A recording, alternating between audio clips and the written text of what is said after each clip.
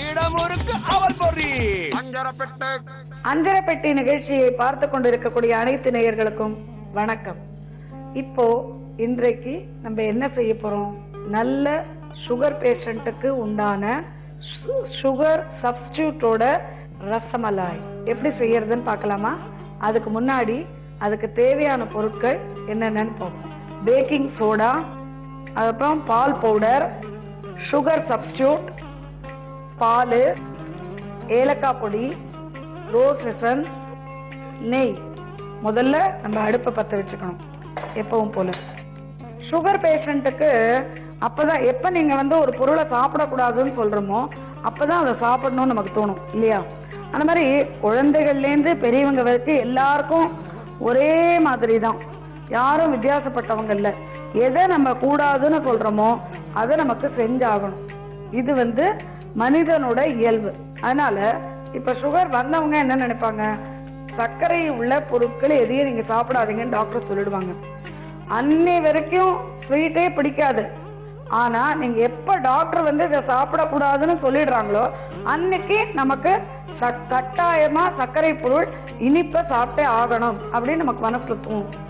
இது மனிதனோட இயல்பு. அதனால இப்ப எல்லா பொருட்களுமே சுகர் பேஷண்ட்டுக்கு கூட சுகர் சப்ஸ்டியூட் வச்சு நம்ம பண்ண முடியும். அந்த மாதிரி ஒரு நல்ல பதார்த்தத்தை இனிப்ப தயார் பண்ணக்கூடிய நிகழ்ச்சி தான் இன்றைய நிகழ்ச்சி. இப்ப நம்ம ஃபர்ஸ்ட் பால் பவுடர் 1 ஸ்பூனு, அதுக்கப்புறம் பேக்கிங் சோடா, பேக்கிங் பவுடர் கொஞ்சம், அதாவது பால் பவுடர் எவ்வளவு போடுறோமோ அவ்வளவு போடக்கூடாதுங்க.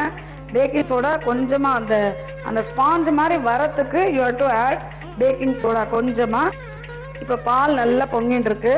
இது நம்ம சுகர் பேஷண்ட்டுக்கு இனிப்பு பிடிக்கிறவங்களுக்கு நம்ம செய்யறோம். அதனால we have to use only sugar substitute. Sugar substitute நீங்க போட்டா போறோம், சர்க்கரை போடாதீங்க. நார்மல் பர்சன்ஸ் நம்ம சுகர் இல்லாதவங்களுக்கு சர்க்கரை போட்டு பண்ணலாம். பால் பவுடர், பேக்கிங் பவுடர், ஏலக்காய் பொடி எல்லாம் போட்டுட்டு கொஞ்சம் நெய் அதோட சேர்ந்து நம்ம கொஞ்சம் வெண்ணெயை அடிச்சு வச்சுட்டு கலந்துக்கணும். நல்ல கையால கலந்துட்டு இப்போ நம்ம இதை உருட்டி போடும்போது உங்களுக்கு நெய் கையில் தொட்டுக்கோங்க. தொட்டுட்டு நல்ல ரவுண்டா, அதாவது அந்த ரவுண்டு நீங்க உருட்டும் போது அதில் துளி கூட பிசுறு இல்லாமல் உருட்டணும். ஏன்னா அப்பதான் உங்களுக்கு அந்த பால்ஸ் கரெக்டா இருக்கும் ரவுண்டா. அப்படி இல்லை பிசுரோட நீங்க பண்ணீங்கன்னா அது உங்களுக்கு ஷேப்லெஸ்ஸா போயிடும்.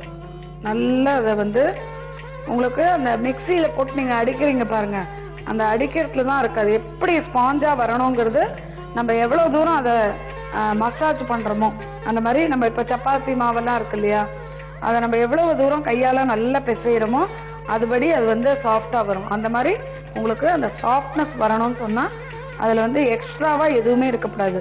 அந்த உருட்டுற அந்த ஒரு பதம் மட்டும் டைரக்டா இருக்கணும். அதை நல்ல கொதிக்கிற பாலில் இது பாருங்க, நம்ம ஒரு 4 ரசகுல்லா பண்ணி காட்டுறேன் நான் உங்களுக்கு. இப்போ ஃபர்ஸ்ட் அதுக்கு தகுந்த மாதிரி நம்ம இன்க்ரீஸ் பண்ணே போகலாம். இது மாதிரி இப்போ ஒரு நல்ல நாள் தீபாவளி அது மாதிரி பண்டிகை நாள்லாம் வரும்போது ஒரு 2 டேஸ் அல்லது ஒரு 3 டேஸ் இன் அட்வான்ஸ் பண்ணி வச்சுக்க முடியும். பாலில் பண்ணினதாச்சே கெட்டு போயிடுமான்னு பார்த்தா ஆகாது. காரணம் என்னன்னா இதை பண்ணி முடிச்சுட்டு நம்ம இதை கூலாக ஃப்ரிட்ஜில் வச்சுக்கணும். நம்ம இந்த மிக்ஸ் பண்ணுறோம் இல்லையா, அதுதான் ரொம்ப இம்பார்ட்டன்ட். மிக்ஸ் இப்போல்லாம் என்ன பண்ணுறாங்க, கடையிலேயே உங்களுக்கு குலோப்ஜாம் மிக்ஸு, ரசகுல்லா மிக்ஸுன்னு சொல்லிட்டு கொடுக்குறாங்க. ஆனால் அந்த மிக்ஸ் உங்களுக்கு 100 கிராம்ஸ் பார்த்தீங்கன்னா it will cost you around 50 rupees 60 rupees.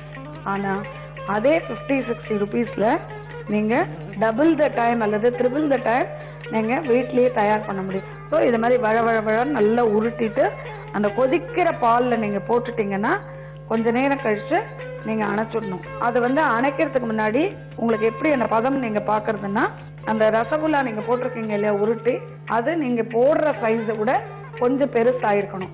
அப்ப பெருசாயிருக்குன்னா நல்லா அது வெந்துடுச்சு அப்படிங்கறது அர்த்தம். அந்த பேக்கிங் சோடா நம்ம எதுக்காக போடுறோம்னா அந்த ஸ்பாஞ்ச் குவாலிட்டி, அதாவது சாப்பிடும்போது அந்த ஸ்பாஞ்ச் மாதிரி இப்படி இருக்கும், அதனால்தான் நம்ம அதை போடுறோம்.